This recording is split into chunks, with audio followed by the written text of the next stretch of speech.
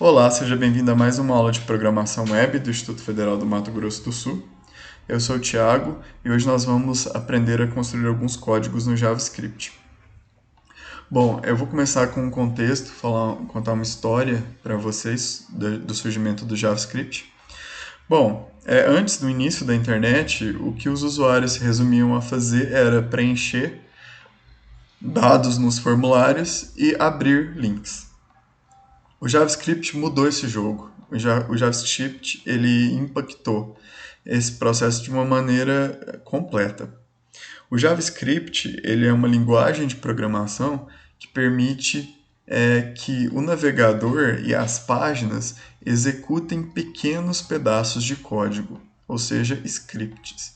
Então, essa linguagem de script, toda linguagem de script é assim, ela vai usar um elemento, no caso o navegador, né, no caso do JavaScript, e o navegador vai fazer o quê? Ele vai executar código, ele vai se comportar como se fosse um computador, né? Na verdade, ele indiretamente vai estar usando o computador, mas a gente usa o JavaScript, na verdade, utiliza o navegador para executar pequenos programas que ficam dentro das páginas. Dessa forma, esses pequenos programas eles podem alterar o conteúdo da página que está sendo utilizada em tempo de execução. O que significa esse em tempo de execução? É que é dinâmico, né? O tempo de compilação é aquele programa que a gente produz, executa ele e depois ele vai ser executado de maneira fechada. O em tempo de execução é um programa interativo e que nós não compilamos ele e construímos o executável. Para entender isso, é só a gente olhar lá para que vocês fazem em linguagem procedimental ou quando vocês estão utilizando o C. Você gera um programa de computador e ele está finalizado, ele vira um .ez, certo? Esse programa de computador ele é construído em tempo de compilação e ele não pode ser alterado. Então, para você executar e alterar uma instrução desse programa, você tem que compilar ele inteiro de novo. A marca dos programas de script é que você pode executar só uma linha de código e aí, dinamicamente você vai interagindo e enviando vários comandos. Essa é a marca do em tempo de execução. Então, o que isso significa? Que você não tem que recarregar toda a página, agora trazendo para o universo da web, que você não tem que recarregar toda a página para alterar ela, que era o que acontecia antes, né? Com o JavaScript e essa paradinha do em tempo de execução, enquanto o usuário está mexendo na página, ela vai se alterando dinamicamente. É isso que significa o em tempo de execução. Então, o Netscape foi uma gigante aí, era o navegador mais utilizado na década de 90, desapareceu, né? Estranho isso. Mas foi o Netscape o responsável, né, um funcionário deles, um grupo de pessoas, a ideia de propor um programa como uma linguagem de programação como JavaScript. Começou com outro nome, depois eles fizeram uma parceria com a empresa que produziu o Java e renomeou para JavaScript. E depois disso, né, o que aconteceu é que o JavaScript se tornou a linguagem mais importante, mais utilizada no desenvolvimento web. E a gente tem até vários frameworks baseados no JavaScript, como Node.js, React.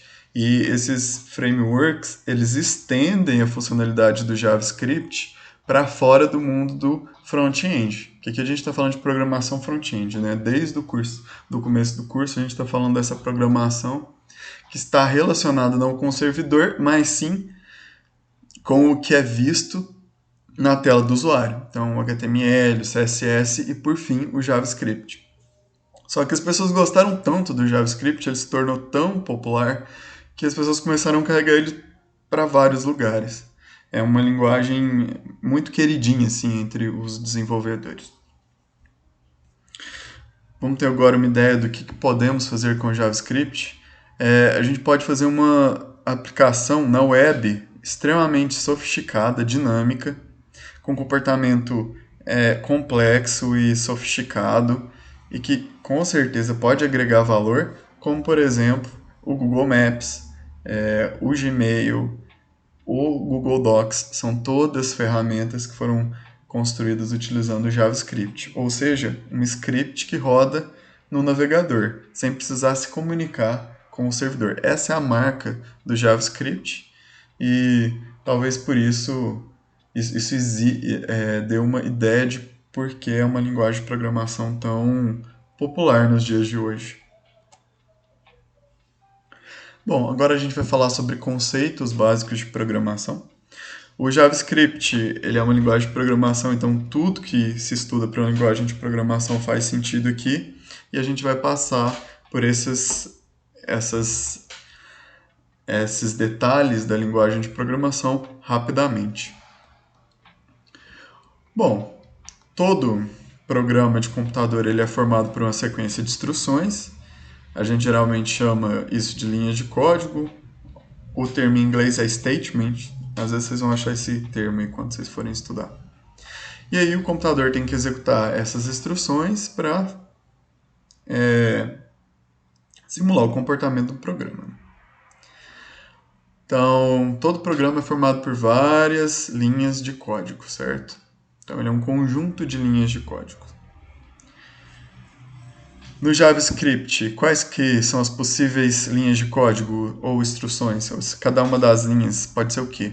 Pode ser declaração de variáveis, valores, expressões lógicas, aritméticas, chamadas de funções, comentários, palavras-chave. Então, cada linhazinha de código do JavaScript pode ser uma dessas coisas. Estou citando alguns exemplos e nós vamos passar por todas elas ao longo do curso, certo? Apesar de essa ser a última aula teórica, a gente continua estudando o JavaScript nas aulas práticas. Bom, aqui a gente tem um primeiro exemplo aí do JavaScript.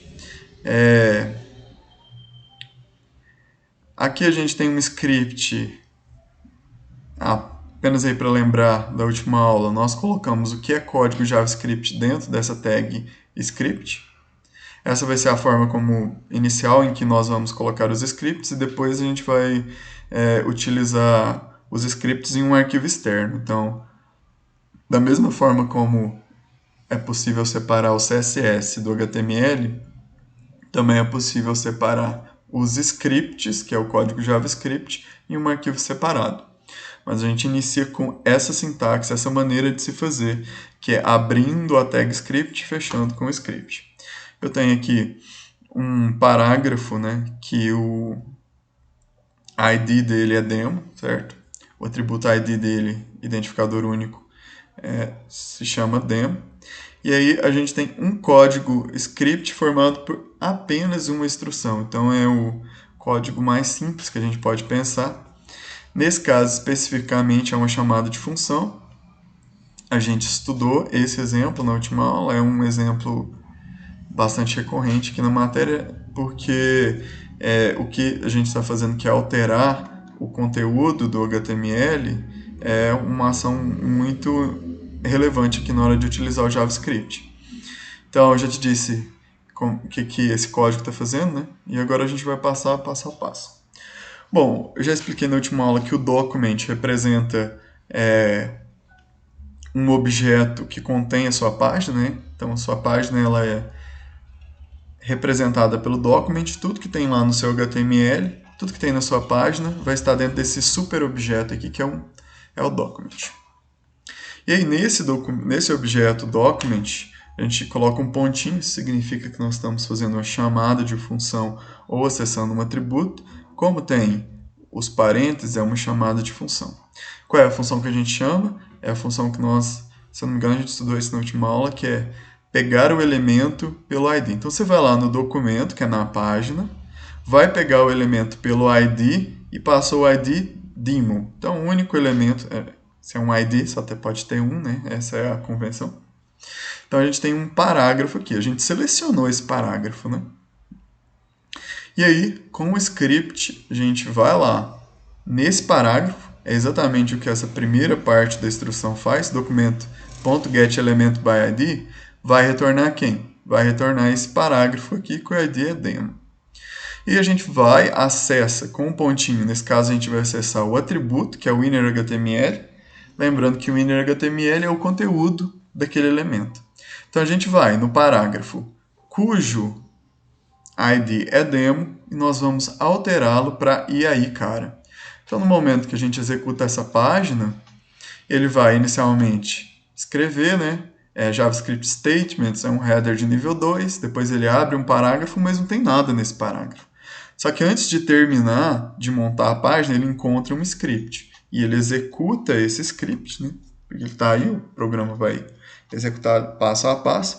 E o script, o que ele faz? Altera o resultado do parágrafo e coloca a frasinha e aí, cara, certo? Então é isso que aconteceu aqui nesse caso. A gente começou com um parágrafo que não tem nada, mas o script foi lá e alterou o conteúdo, o inner HTML, desse parágrafo, cujo ID é demo, para e aí, cara. Nesse caso, a gente tem um script de apenas uma instrução, e essa instrução aqui, ela é formada por várias coisas, né? Nós temos uma atribuição aqui, a gente está salvando a frase e aí, cara, dentro do inner HTML, a gente tem uma chamada de função aqui no getElementById, e a gente tem um acesso a um atributo com o ponto inner HTML. Tudo isso aconteceu nessa linha de código. Bom, só que a gente pode também colocar o código HTML com abre e fecha parênteses, lembrando que cada linha do código no JavaScript vai ser finalizada com o ponto e vírgula, né? Coloquei a vírgula aqui, mas está errada, com ponto e vírgula. Que é esse símbolo aqui, tá vendo? Então toda linha do HTML, toda linha de código, ela vai terminar com ponto e vírgula. É assim que a gente escreve os programas. Nesse caso, a gente tem dois parágrafos, a gente tem um monte de parágrafos, né? Começamos com o header, JavaScript Statements, aí tem um parágrafo explicando aqui o conteúdo, né? Como eu já disse para vocês. Depois tem outro parágrafo falando que o código pode ser escrito no abre e fecha chaves. E aí tem um botão. Esse botão é do tipo button e aí ele tem uma função onClick. Então lembra, a gente também falou isso na última aula, que é um dos atributos que a gente pode colocar nos elementos HTML, que significa o seguinte: quando o usuário clicar nesse elemento, ele vai ativar esse atributo aqui, e esse atributo, no caso, se chama myFunction, certo? Então, aqui no onClick, como eu já disse também na última aula, nós podemos atribuir scripts do JavaScript. E é exatamente o que produzimos aqui. Dentro da tag script, a gente criou uma função myFunction, e essa função ela é formada por duas instruções. A primeira, vai lá no documento, vai pegar o elemento cujo ID é P1 e vai mudar o HTML dele para olá, vai atribuir olá no HTML dele. E aí, a segunda vai fazer o seguinte, vai lá no parágrafo, no objeto, cujo ID é P2 e vai alterar para surpresa. Então, quando você produzir esse código, aí eu te aconselho como exercício, inclusive vou colocar como exercício, de você codificar esse exemplo aqui.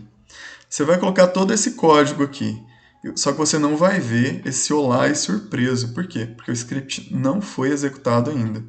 O script, nesse caso, ele é uma função. Então, ele só vai ser chamado quando o cara clicar no botão, tá vendo? Aqui no button a gente colocou onClick é igual a myFunction. Isso significa o quê? Qual que é o significado dessa instrução? Quando o cara clicar nesse botão, execute a função do JavaScript que se chama myFunction, certo?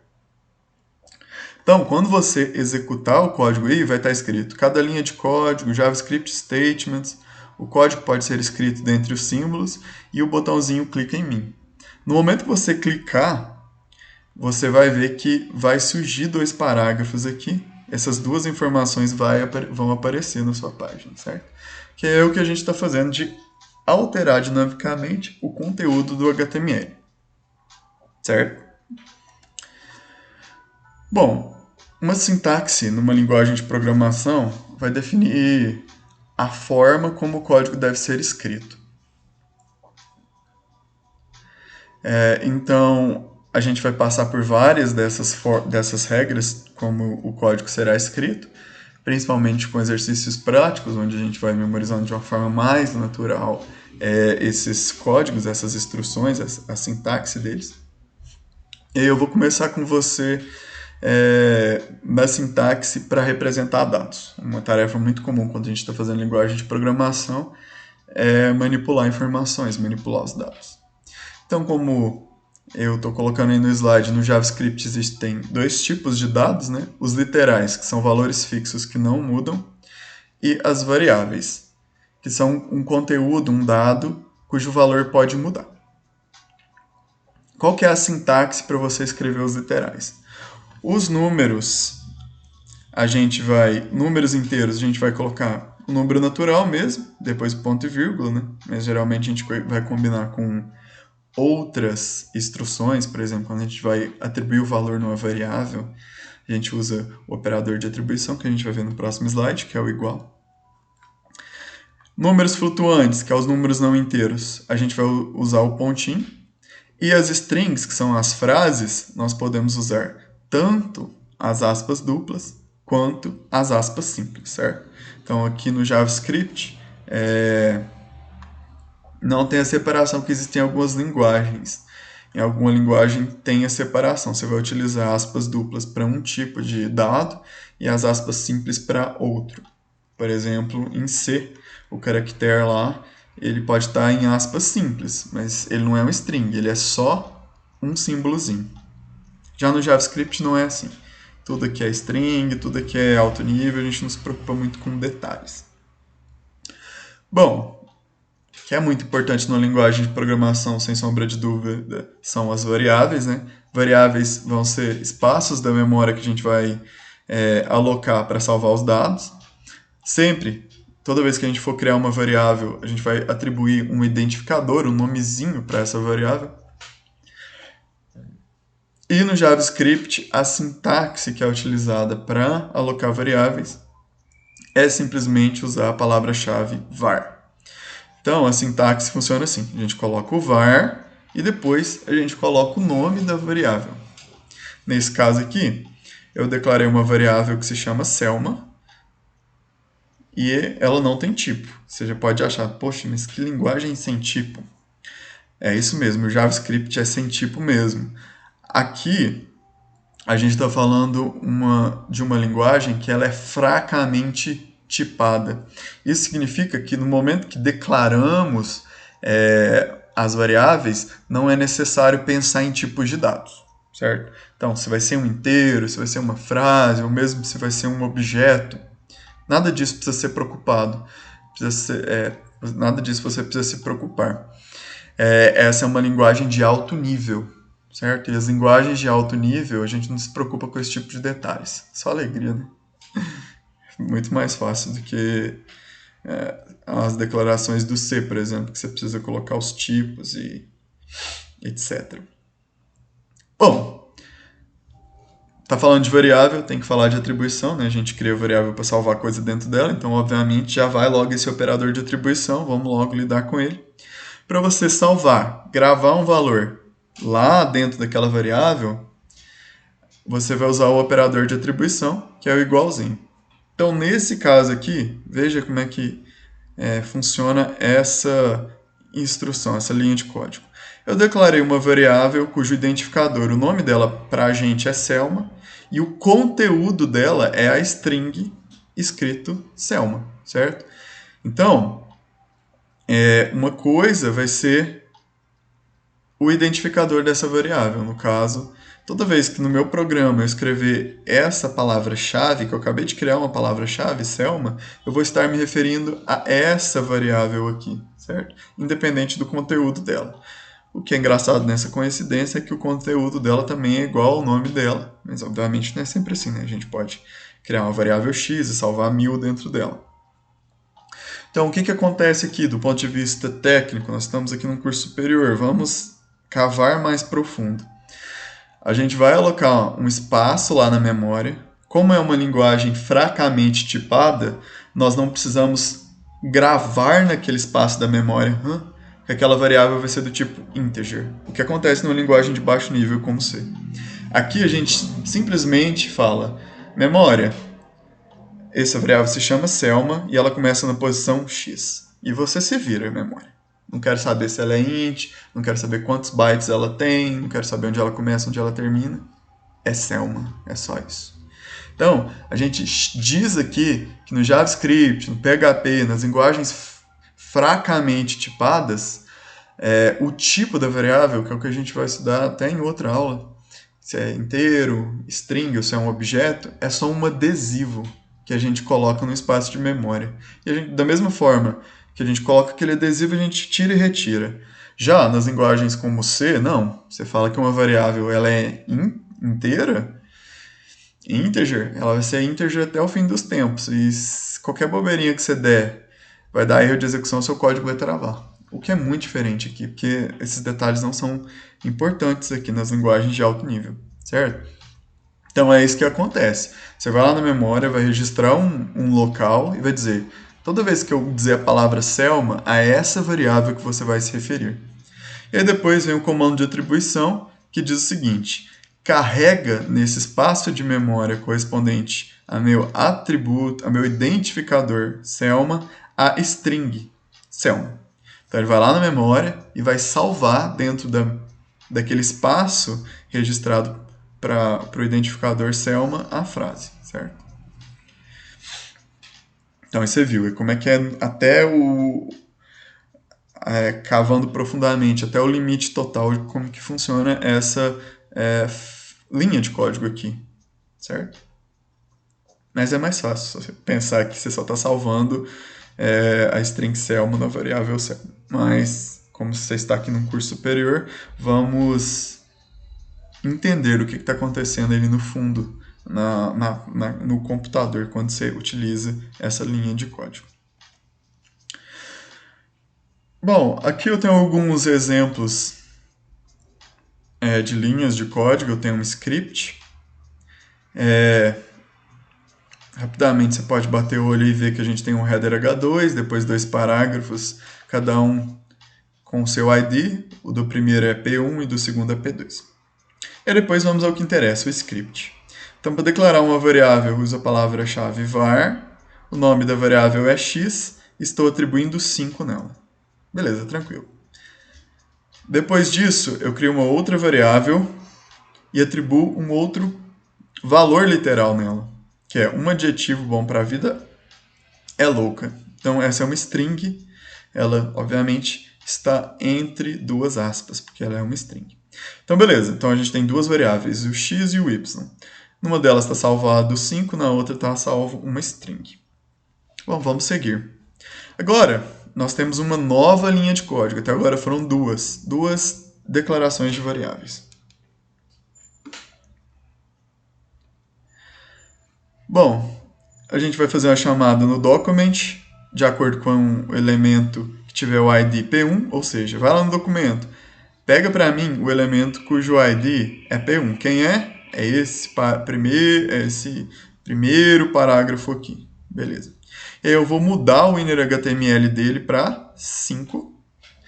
E a próxima linha de código também é uma linha mais complexa, né, que a gente tem vários pontinhos, então ela é uma linha de código formada por várias expressões diferentes. A gente tem primeiro uma chamada na variável document, porque o document também é uma variável, né, uma super variável, a mais importante quando a gente está programando, que é a página, é a representação computacional da página.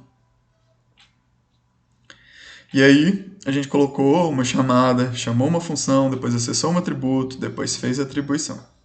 A gente tem o mesmo esqueminha aqui. Vai no documento, pega o elemento que é o P2 e salva com Y. Então, o primeiro parágrafo vai ter o 5 e o segundo vai ter um adjetivo bom para a vida é louca. Ou seja, a gente alterou o conteúdo desses elementos. Aqui, nós não estamos falando de uma função. Então, não precisa de alguém clicar para essa função ser chamada. É um script que está sendo sempre executado. Então, por isso que na hora que você já construir esse exemplo, você já vai ver que vai mostrar exatamente o que está aqui do lado, certo? Que é os parágrafos, um parágrafo com 5 e embaixo um parágrafo com um adjetivo, com a segunda frase. Certo? Bom, tem algumas regrinhas para os identificadores, como toda linguagem de programação define quais que são os identificadores que você pode usar para dar nome para suas variáveis. A regra é o seguinte: pode conter letras e números, mas sempre deve começar com letras.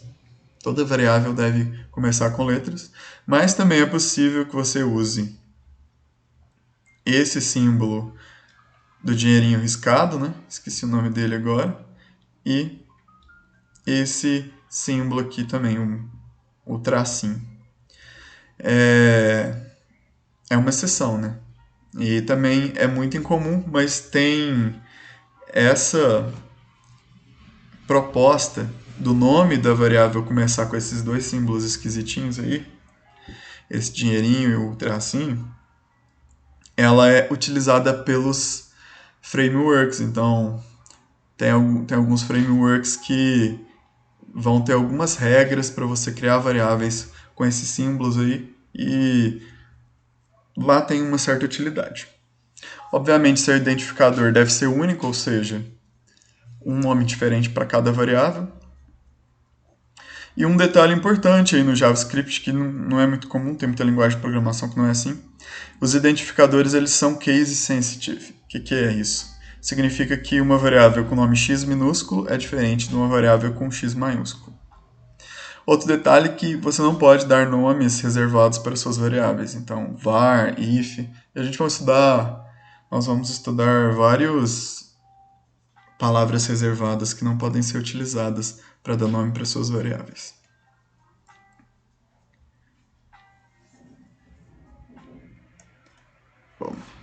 Bom, agora nós vamos falar um pouquinho dos operadores. Esses são os operadores aritméticos. Depois a gente vai estudar outros operadores e eles fazem continha, né? Assim como nas outras linguagens de programação, a gente tem os operadores aritméticos. O mais vai fazer uma soma entre dois números, o menos a subtração, e aí asterisco fazendo a multiplicação, e o destaque fica para o asteriscos duplo fazendo exponenciação, potência. Então, quando a gente escreve no JavaScript 2, asterisco, asterisco, 2, significa 2 ao quadrado, certo? Então, é assim que a gente faz exponenciação, potência, aqui no JavaScript. O de divisão, vocês já estão acostumados, e o resto da divisão inteira. Esse operador você vai utilizar em dois números, vai calcular a divisão, e esse operador retorna o resto da divisão. Então, se a gente colocar 2 porcentagem 1, vai ser o resto da divisão. 2 dividido por 1 vai dar 2, né? O quociente, e o resto vai dar 0. Agora, se a gente puder, por exemplo, fazer 3 porcentagem 2. 3 dividido por 2 vai dar 1. 1 vezes 2 vai dar 2, a gente vai subtrair para obter um resto 1, certo? Então, nesse caso, 3 porcentagem 2 vai retornar 1, porque 1 é o resto da divisão inteira. E depois, também utilizado em muitas linguagens, o operador de incremento vai aumentar em 1 aquele valor ou aquela variável, e o decremento vai diminuir em 1. Bom, aqui a gente está falando do típica sobrecarga de operadores. Sobrecarga de operadores numa linguagem de programação é quando um operador pode fazer coisas diferentes dependendo do contexto dele. O maisinho, ele pode fazer uma coisa diferente quando ele está aplicado a strings. Então, lá quando a gente aplica o mais em dois números, ele vai somar os dois números. Agora, quando a gente aplica o operador de adição, o maisinho, e um desses elementos onde eu estou aplicando o operador é uma string, ele vai concatenar, ele vai juntar essas duas strings, vai colocar uma depois da outra. Então, nesse caso aqui, eu tenho a variável x, que é bom, a variável y, que é dia, e aí eu tenho a seguinte instrução: z recebe x mais y. Como essa variável aqui é uma string e essa também é uma string, o que ele vai fazer não é somar, essas duas strings. Ele vai juntar as duas, certo? E aí ele vai colocar primeiro o x e depois o y. Então, no final, a z vai ter escrito sequencialmente bom. Depois que termina a palavra bom, começa a palavra dia. Então, o resultado desse operador vai ser juntar duas strings, que a gente também chama de concatenação de strings, certo? Bom, agora a gente vai ver, esse vai ser o último assunto que nós vamos ver hoje. E o mais importante, nosso objetivo, inclusive, era chegar nesse ponto. Nós podemos criar variáveis e atribuir nessas variáveis elementos das páginas, ou seja, objetos. Aí da linguagem de programação orientadas a objetos, a gente vai estar falando de objeto, que é um elemento mais complexo, né? Então, a gente acessa o elemento do HTML, geralmente pelo document, e a gente pode extrair esse documento, salvar numa variável e manipular esse elemento, fazer várias computações e aí a infinito e além. Você pode fazer de quase tudo depois que você cata, pega o elemento lá dentro do HTML e salva dentro da variável. Bom, existem algumas formas que eu gostaria de destacar de uma maneira de você acessar o documento e extrair o elemento HTML é o Query Selector. Query Selector ele é uma função e essa função faz o seguinte, ela pega um ou mais elementos do HTML. A gente começa na aula de hoje vendo só o caso que ele pega só um elemento. Bom, mas a gente até estudou um jeito, né, de .doc element get by id, lembra? A gente começou a nossa aula falando dele. Por que agora você está falando de um novo seletor? É só para dar variedade na aula? Não, não é bem isso. O Query Selector ele é mais poderoso porque ele permite que a gente use os seletores. Lembra da nossa aula de seletores do CSS? Que tem como a gente combinar os seletores com o mais e várias estratégias de combinação dos seletores? Então, aqui o Query Selector ele utiliza um seletor do CSS para escolher um ou mais elementos da página HTML para extrair eles, certo? Então, de novo, a gente está usando esse document, que é a nossa entidade. Nós damos um pontinho vai ser, nesse caso, acesso à função. Chamamos o Query Selector e passamos o seletor CSS, que está em rosa aí. Então, nesse caso, aqui a gente pode colocar qualquer um daqueles seletores que nós estudamos na aula dos seletores CSS, beleza? Então, eu tenho aqui um exemplo. Esse é o seletor por tag. Aqui eu fui no documento, chamei a função querySelector e falei, cara, pega para mim um elemento com a tag H1. Então, ele vai selecionar esse elemento. Você também pode selecionar por classe e também pode selecionar por ID, certo? Isso aqui são só 3 exemplos dos seletores mais famosos que nós estudamos, mas você pode usar aqueles complexos que combinam vários seletores para fazer uma seleção mais precisa. Aquele, por exemplo, que seleciona um elemento que vem depois do outro, um que é filho, e assim por diante. Tudo que a gente estudou lá no CSS para os seletores do CSS podem ser utilizados aqui para fazer uma seleção precisa dos elementos do HTML. Então, só para dar uma fixada aqui, não sei se ficou muito claro, vou tentar, acredito que seria bom passar de novo. Então, essa primeira instrução, presta atenção no mouse, esse primeiro exemplo do Query Selector, ele vai lá no documento e vai selecionar, vai puxar, vai acessar o elemento cujo tipo de tag é um H1, header 1. Então, ele vai puxar um header 1. Na segunda linha, ele vai selecionar qualquer elemento que bata com a classe que a gente colocar aqui. Lembra que a gente pode colocar vários atributos de classe nos elementos do HTML? Então, no momento que a gente chama o documento, o Query Selector vai selecionar todos que pertencem a uma classe. Por exemplo, estilização vermelho. A gente pode marcar vários elementos dentro de uma classe. agrupar vários elementos dentro de uma classe. E aí, por último, a gente vai pegar o documento, vai chamar o querySelector, e nesse caso a gente vai escolher o elemento cujo ID foi igual a 13. Nesse caso aqui, a gente pegou um elemento que se chama class, certo? E aqui a gente vai mudar essa palavrinha class para o que a gente quiser. Então, quando a gente quiser fazer a chamada do seletor por classe, a gente começa com o pontinho. Lembrando que sempre vai ficar entre aspas duplas. Se a gente quiser fazer o seletor por ID, a gente vai usar o hashtag. Como é que é isso? Isso é exatamente igual ao que a gente estudou antes lá no seletor de CSS. É a mesma sintaxe que a gente está usando aqui, certo?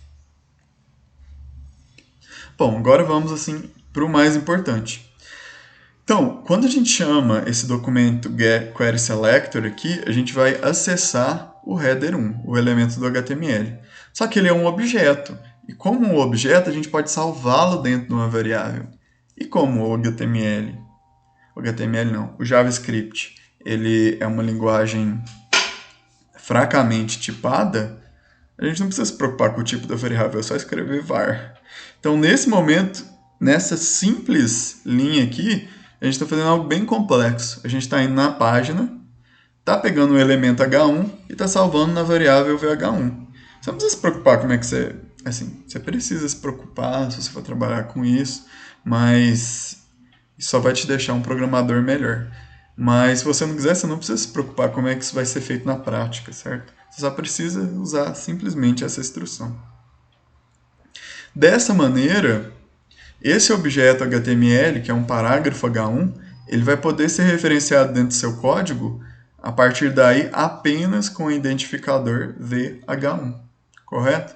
Então, toda vez que eu quiser acessar aquele parágrafo, alterar valor, alterar estilo, vai bastar que você escreva VH1, que é o nome da variável que contém esse elemento, certo? Que eu fiz uma atribuição desse elemento dentro dessa variável. Bom, e aí, quando a gente usa o pontinho milagroso depois dessa variável, a gente pode acessar tudo que esse elemento tem, todos os atributos que ele tem. Então, class, você vai poder visualizar, imprimir na tela se você quiser visualizar. Você vai poder chamar as funções que esse elemento do HTML tem. Você vai poder fazer tudo com ele, porque ele é um objeto e a você é atribuído o acesso completo a esse elemento. Você pode manipulá-lo a seu bem-querer, com bastante liberdade. Bom, uma propriedade-chave que a gente vai estudar aqui é o text content. O text content é bem parecido com o inner HTML.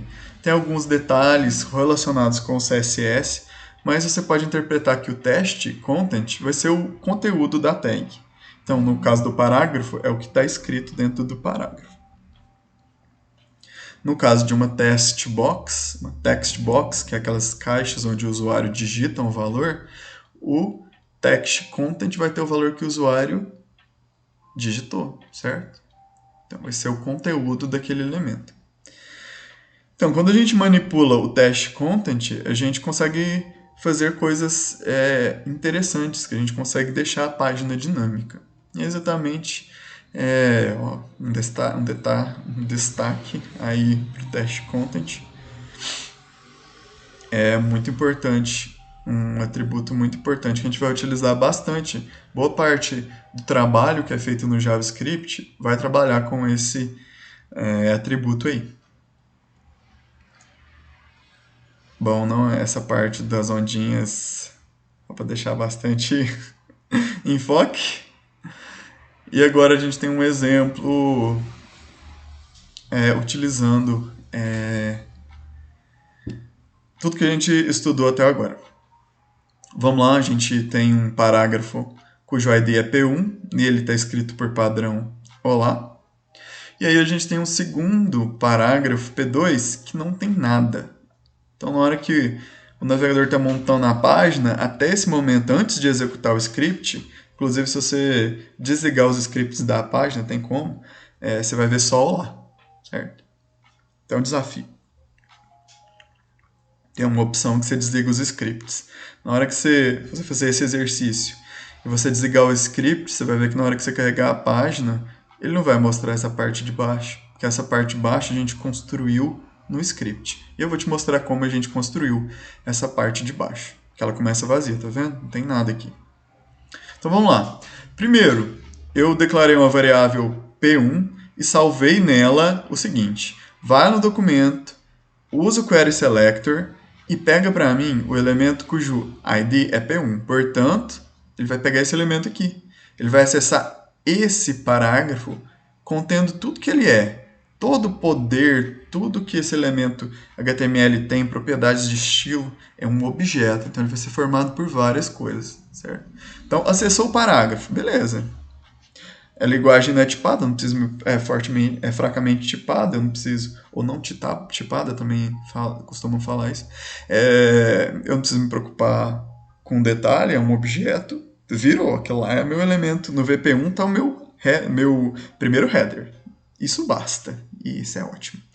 Depois, eu declaro uma segunda variável VP2, uso o query selector com o ID P2, portanto eu vou estar me referenciando ao segundo parágrafo agora. Beleza, VP1 tem o primeiro parágrafo, VP2 tem o segundo parágrafo. Beleza, agora tem mais uma instrução. Ele cria uma variável dado e ela vai receber tudo bom mais 100. Esse aqui é o operador mais, certo? Só que ele está funcionando em string. Portanto, ele não vai fazer soma aritmética, ele vai fazer concatenação de string. Nesse caso, ele vai escrever em dado 1, começando com espaço, tudo bom, que é a primeira frase, e aí depois a concatenação vai seguir com 100. Então, dado 1, no final vai ficar tudo bom, 100. Certo? Então, o resultado do maisinho entre uma string e um número é sempre um string, regra absoluta do JavaScript. Então, nesse caso, dado 1 também é uma string que está escrito tudo bom 100. Beleza, vamos para a nossa última linha de código do JavaScript. Ele foi lá no VP2, que é o nosso segundo parágrafo, acessou o test content, ok, então ele está falando do conteúdo do HTML, e salvou alguma coisa nela, atribuição. Beleza. O que ele vai salvar dentro do conteúdo do segundo parágrafo? Vamos lá, vamos descobrir. Primeiro, ele acessa o conteúdo do primeiro parágrafo, tá vendo? Ele foi em VP1, que é a nossa variável que tem o primeiro parágrafo, e acessou o test content. Qual que é o test content do primeiro parágrafo? Olá e uma carinha feliz. Beleza? E aí a gente usou de novo a concatenação, beleza? Concatenação. E aí o que a gente vai concatenar é o resultado, o valor que está dentro de dado 1. O que está dentro de dado 1 mesmo? Tudo bom, 100. Então, aqui, o conteúdo do segundo parágrafo, o resultado de todo esse processo é o seguinte: salve no conteúdo do segundo parágrafo, olá, carinha, seguido de tudo bom, 100. Então vamos ver? Aqui a gente vê que funcionou mesmo. Primeiro a gente tem esse parágrafo e depois a gente tem o parágrafo olá, tudo bom, 100. Certo? Então, a gente pegou o conteúdo de um parágrafo, concatenou com uma variável e salvou e exibiu na tela, certo? A gente pode manipular e brincar com isso. A gente pode, ao invés de usar um script padrãozão, assim, que não é tão comum, a gente usa bem mais as funções. É claro que aqui no começo a gente usa esses scriptão toscão que é sempre executado, mas na prática a gente usa muito mais função. Então você pode até fazer esse exemplo aqui e tirar o script, transformar ele numa função e colocar um botão e usar a opção um clique, beleza? Bom, esse foi o nosso início da nossa jornada que a gente vai ter pelo JavaScript. Eu espero que você tenha se interessado, eu acho o JavaScript muito interessante. A gente vai navegar muito ainda nesse JavaScript quando as aulas presenciais voltarem. Um abraço e até logo.